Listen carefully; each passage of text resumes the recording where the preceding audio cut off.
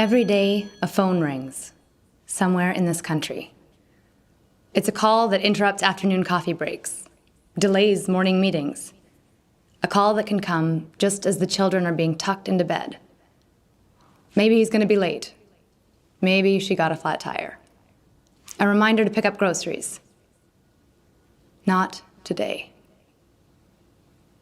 There's been an accident, says the voice. And you need to get here quick. You know, I only wish he would have come to. No. I never had a meaningful conversation with him after the 12th. There was no conversation. Like, I had a conversation with him. He didn't respond. So as time went by, it became more evident that he wasn't going to recover, and there was a point in time where I guess my prayers may have turned from let's get him back to let's let him go. I play the harmonica a little bit, and I had a song.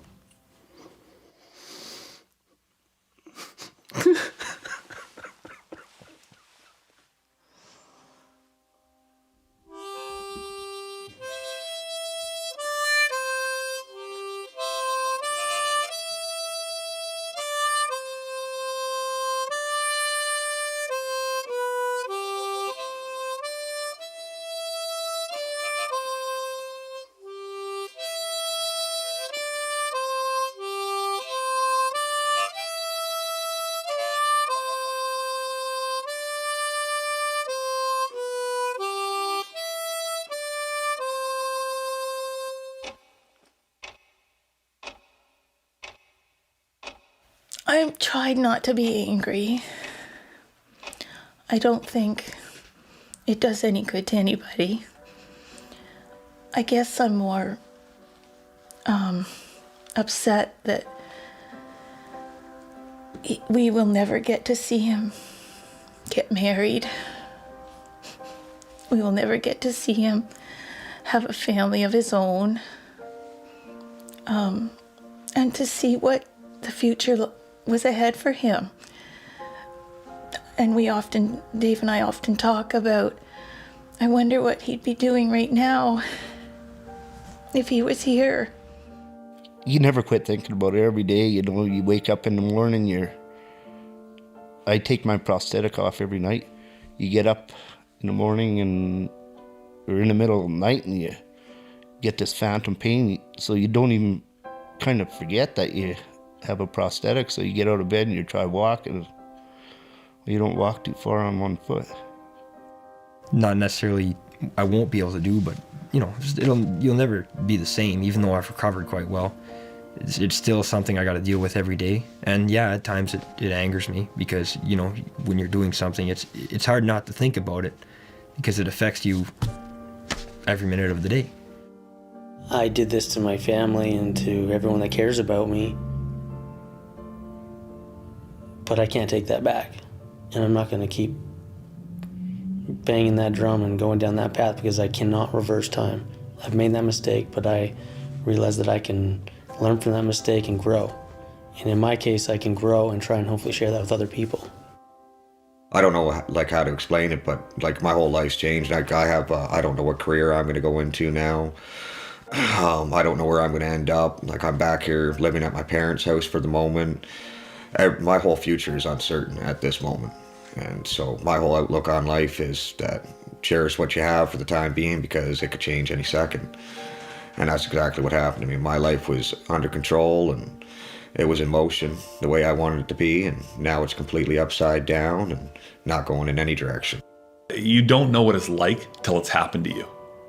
We see the articles in the paper every day, whether it be, a car accident due to drinking and driving, or a workplace accident due to something that happened on site. Until that affects you directly, it doesn't affect you. It's not going to happen to me. It happens to them, not me.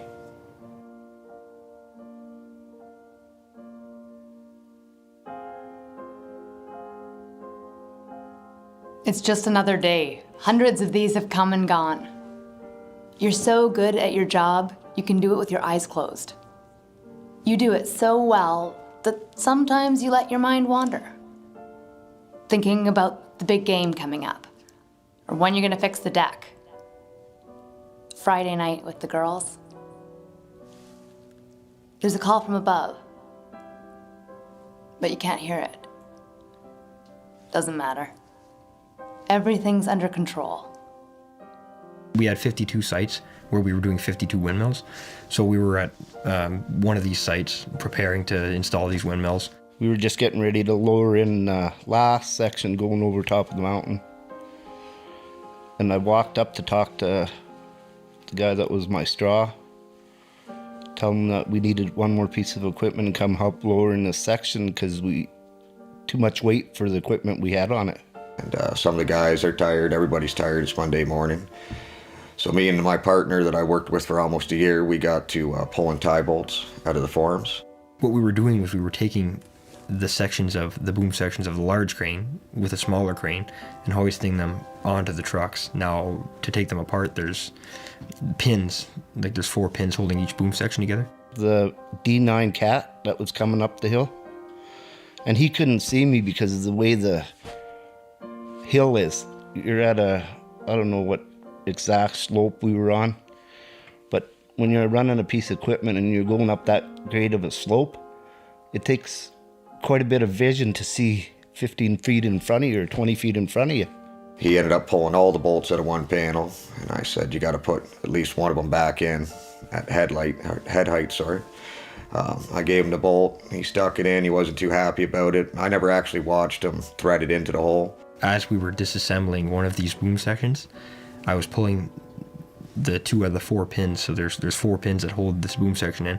So I went over and I pulled the one out on the lower side, came over to this side, and as I was standing inside of this part of the crane and I pulled the pin out, that's when I had this piece land on my feet and crush both my feet.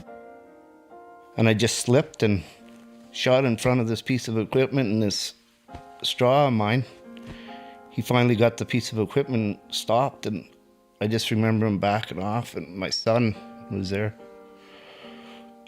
They pulled me out from underneath the piece of equipment, and God.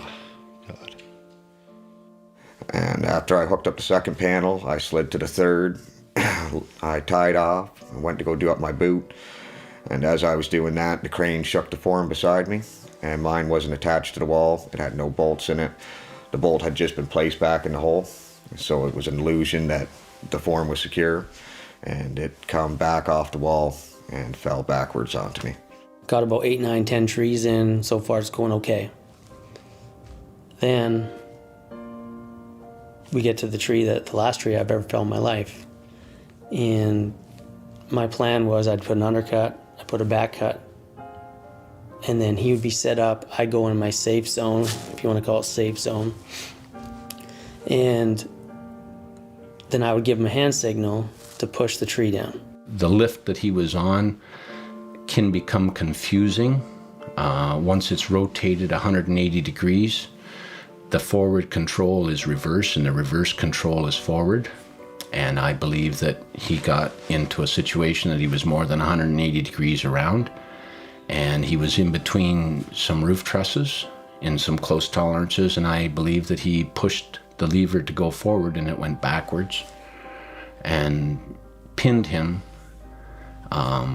And I think it would have been rather sudden and firm. In other words, I think it whiffed the wind right out of him. The tree starts going over and it goes great. Then he stops and doesn't maintain pressure and slam to the ground. He actually lets go of the tree, and the tree now hits the ground, leaves the bucket in the air, rotates back towards me over top of my head. And the next thing I know is the bucket comes slamming down on me, and I tried to jump out of the way, and the bucket was still able to hit me in the pelvis and slam me to the ground, and he dragged me the full width of a bucket all the way, or full width of the whole stick of the machine, and dragged me all the way down to his machine as I'm screaming and as I feel my body starting to separate and my legs are starting to move farther and farther apart and going in this direction. And then he let go of me, and that's where I laid. So he was out of wind and couldn't yell, and I don't believe that it would take too long that he would become incapacitated, and he suffocated. Now they brought him down as quick as they could. There was men in the area, and it was just too late. They're just too long without oxygen, and it's just too long.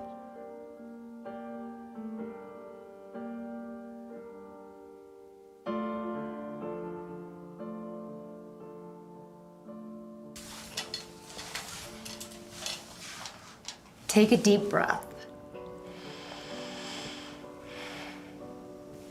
Do you smell it? That's the sweet scent of the life you've come to know. Friends, family, good times. No one is going to take that from you. You look out for number one because that's what you've been told. It's the code you live by. If there's ever a problem, you'll sense it. If not, someone else will. Besides, they're all looking out for number one just like you. Right?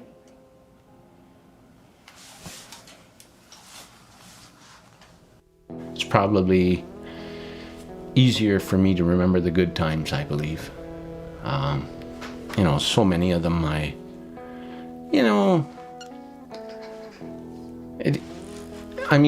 hoisted the Stanley Cup with my son. Great moment for me.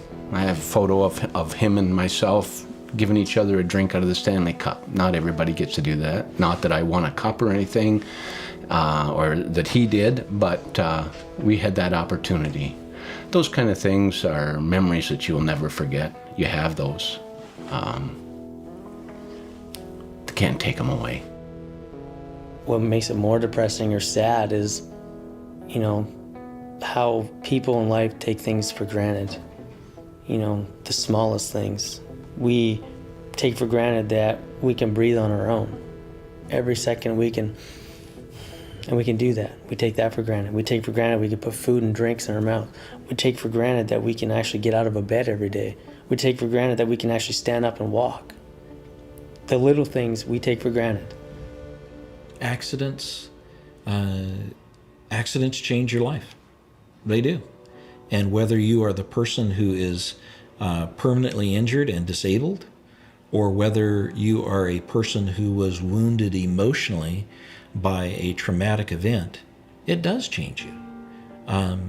It makes you much more alert to safety issues. If you've never been through a traumatic event, it's very easy to take safety for granted. If you've been through it, you are much more aware of the need to pay attention to safety. How do you go on when you've been changed?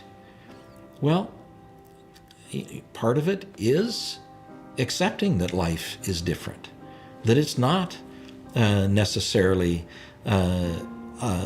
happy and carefree in the way it was, because you are much more aware of the impact these things can have in your life. There's an empty place next to you in bed.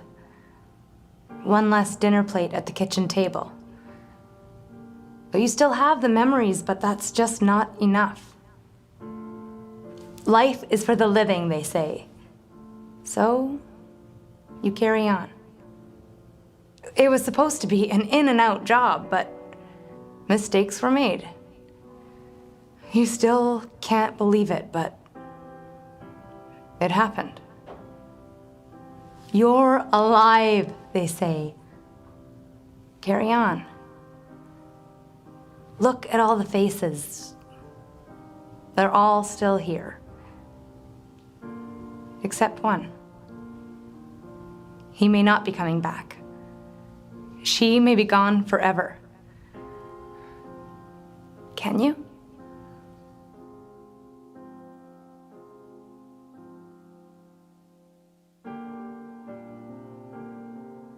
I also need to be here for my new baby girl. And I need to be here to help her with struggles and challenges she's going to face on this earth, because there's many. When she has a homework question, I need to be here, or want to be here, for when she has that first sporting event and she does something well, scores a goal, whatever it is. And I remember as a kid looking up for my parents to, cheer with them from the bleachers, and I need to be here for those moments. I need to be here when she gets to walk down the aisle and I'm holding her arm. And it's me holding her arm, not her stepdad, not someone else, me. And so I need to be here for her. Every worker matters. We can't afford to lose them.